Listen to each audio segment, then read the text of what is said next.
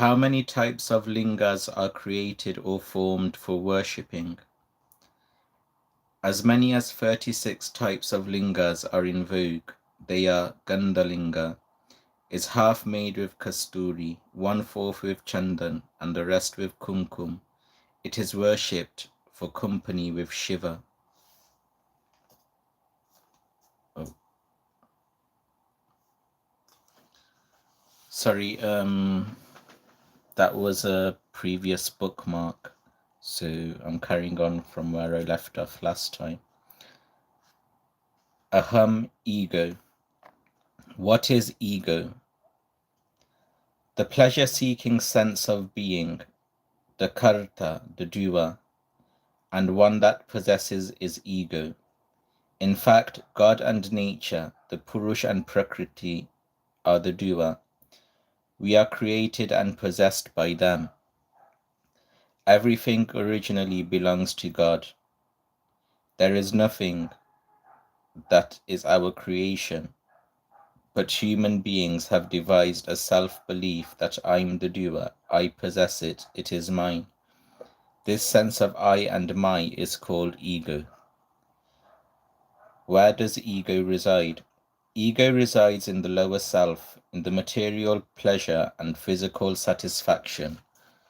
The self with arrogance or ignorance is ego.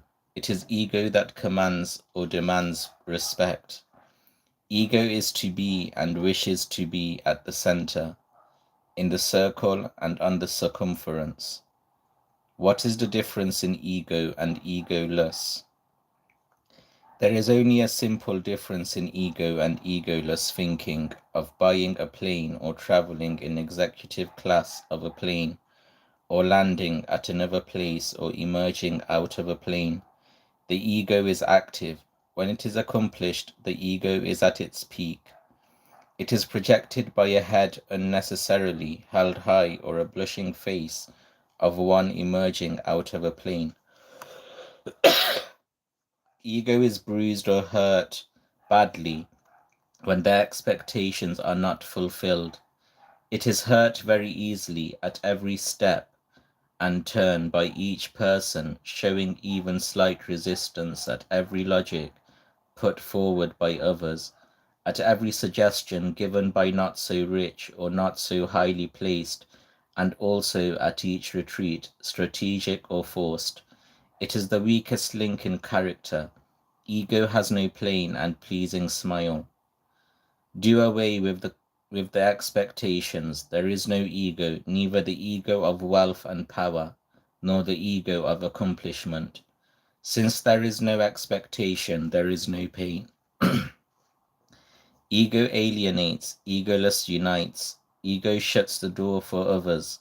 Egoless keeps the door open or prefers to be in the open and welcomes all, high and low, friend or foe, known or unknown, with open arms. In egoless state there is no enemy. Egoless embraces the pain happily and shows no excitement or passion at the time of even great achievements. Hence, egoless is a winner in every situation. Ego is arrogant. Egoless is lack of arrogance, command or demand.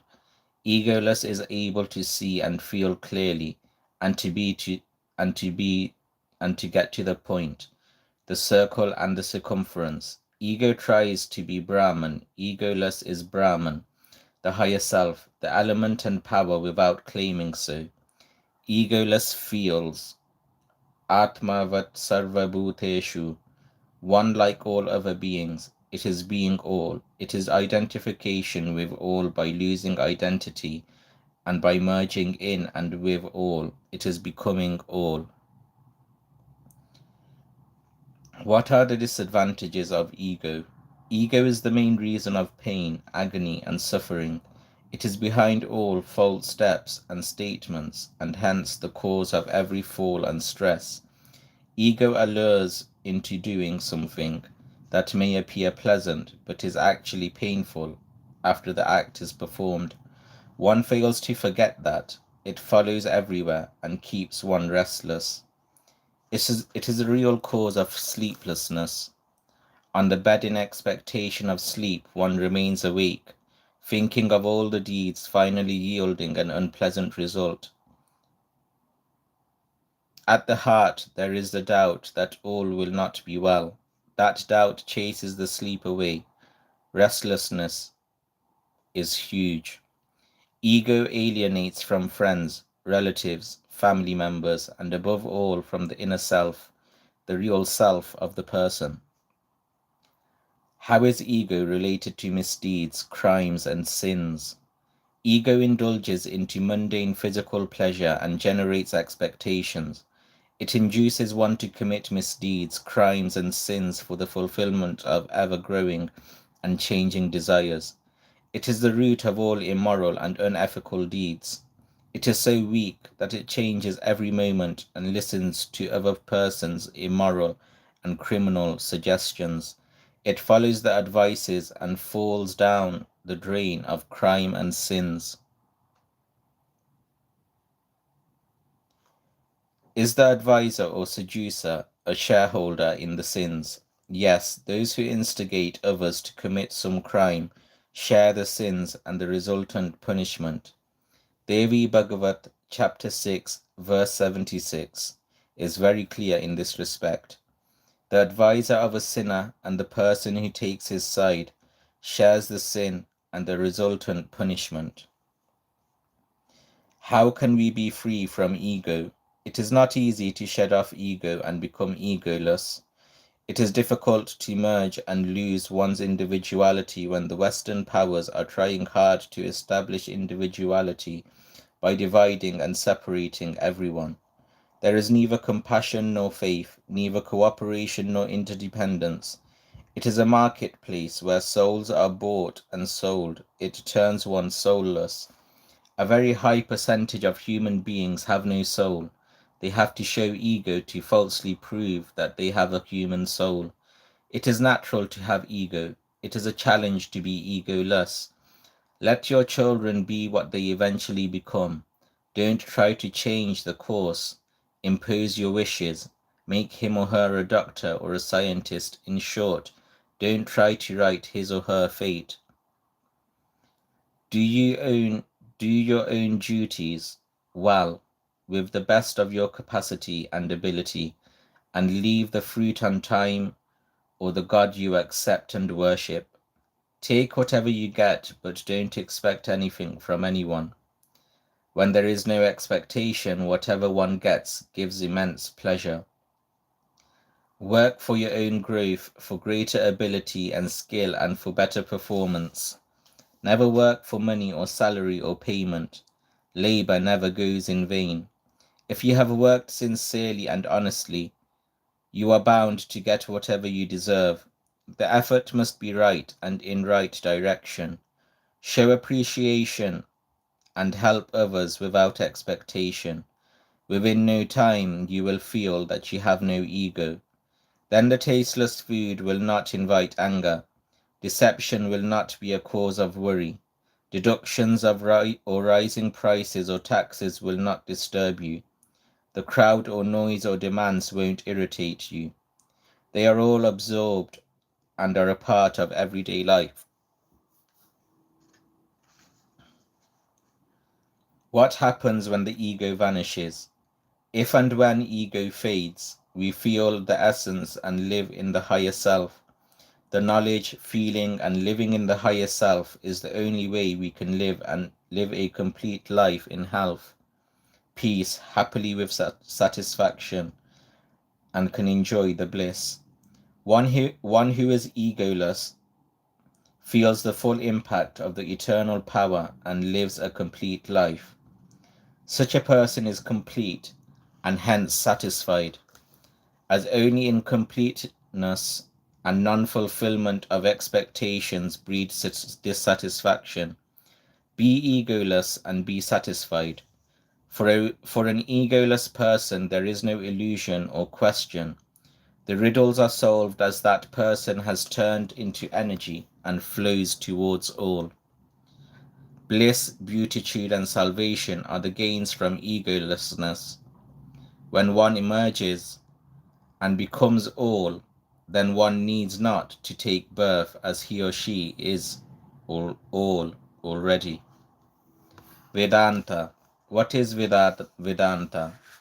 After editing the four Veda Samhitas as Rig, Shama, Yajur, and Atharva, and compiling Puranas, as a conclusion Vedavyas wrote Brahma Sutra.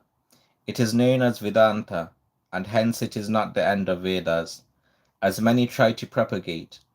In fact, it is the conclusion of Veda Samhitas. In fact, it deals with the essence contained in Brahmana, Aranyaka, and Upanishads.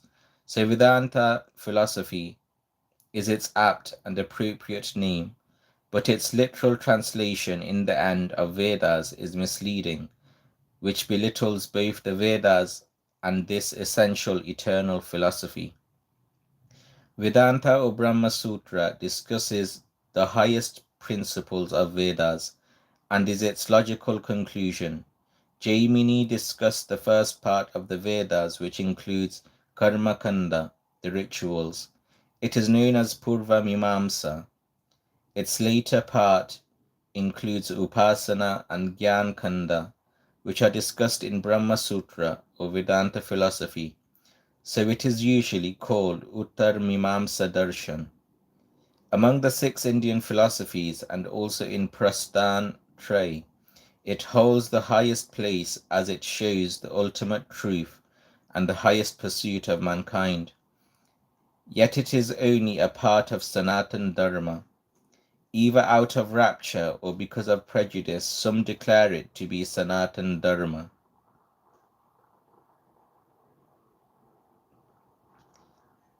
Some wrongly translate Sanatan Dharma as eternal principle, while its most simple and straightforward translation is eternal religion. But perhaps they are unable to see or accept its universality and timelessness. Those who are confined to their narrow cabin can't ever see beyond that, and all such things are beyond their vision, reach, imagination, and concept.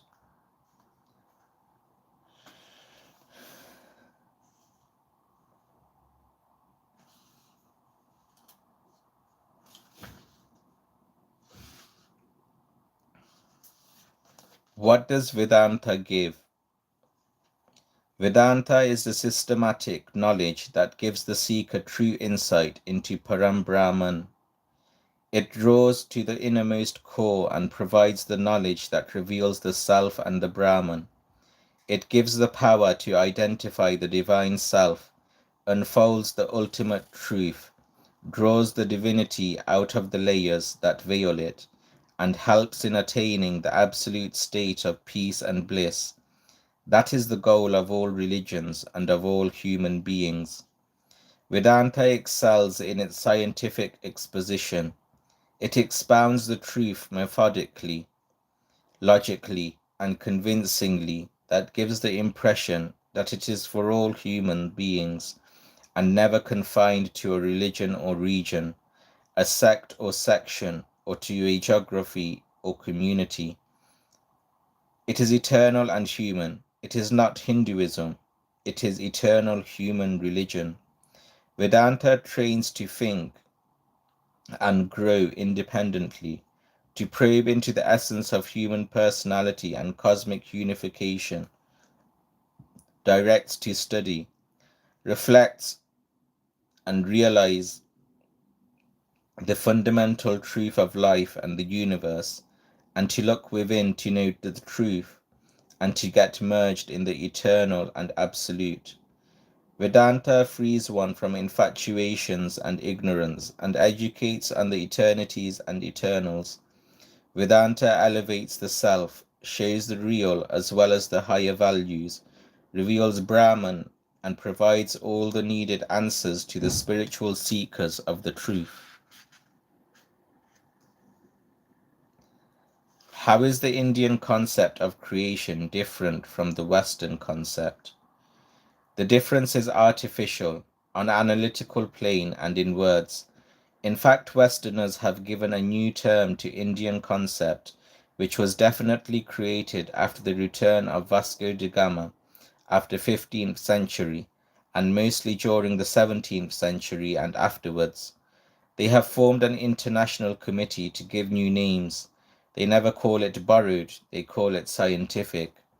Even Darwinian concept is not Western or Darwin's. It's completely Indian. Two concepts have been in vogue in India, and both are equally important and popular. The Vedic concept, Brahman as the cause of creation, and the concept of Sankhya Darshan by Maharishi Kapil, that nature is the cause of creation. Nature creates and procreates, or creation by nature is neither a new concept nor the Western concept.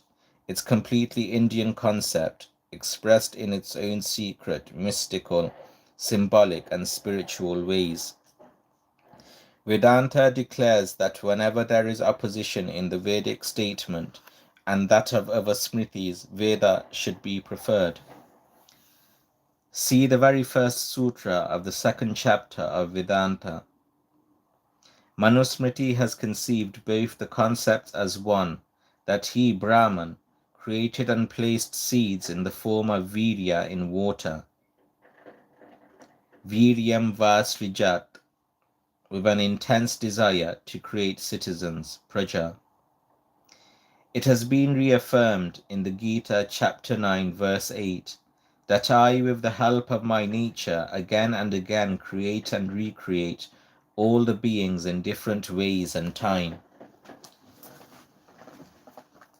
It is also in the Gita chapter 7 verse 6 that both the para and apara prakriti, the material and subtle nature, are his, Brahman's, creations, which are the cause, yoni, of all living beings. One should understand it in this way, and that I am the cause of all animate and inanimate creation.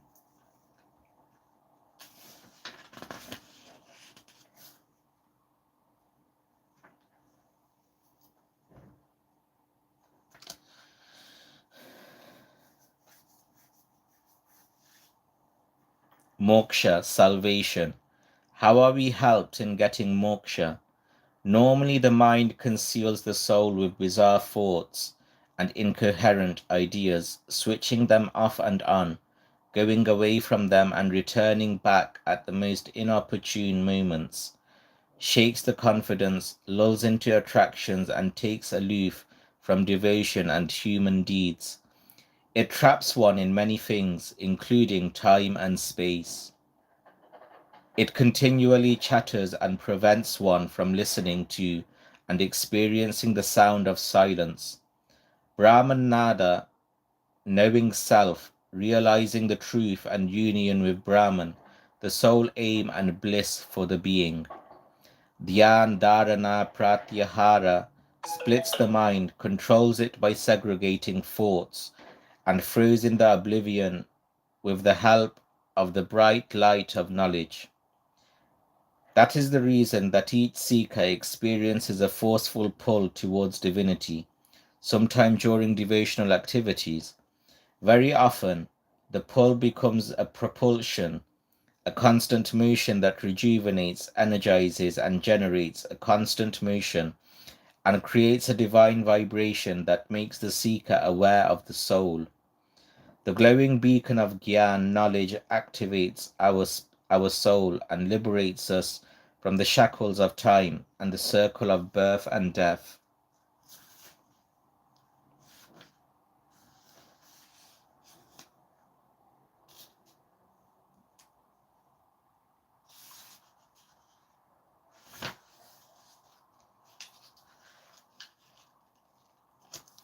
That's all for today, everyone. Thanks for listening. Peace be upon you. Tera Munda, same to you.